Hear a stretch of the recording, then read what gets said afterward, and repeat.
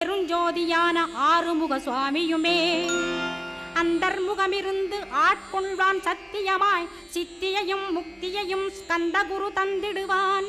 நின்னையே நான் வேண்டி நித்தமும் ஏத்துகிறேன் மெய்யறிவாக கந்தா வந்திடுவாய் இவனுளே நீ வந்திடுவாய் மறுவிடுவாய் பகுத்தறிவாகவே நீ பகுத்தறிவோடிவனை பார்த்திடச் செய்திடப்பா.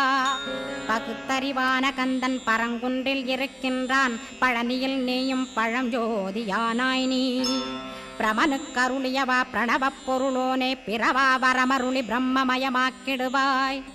திருச்செந்தூரில் நீ சக்திவேல் தாங்கிவிட்டாய் பழமுதிர் சோலையில் பரஞ்சோதிமயமானாய்.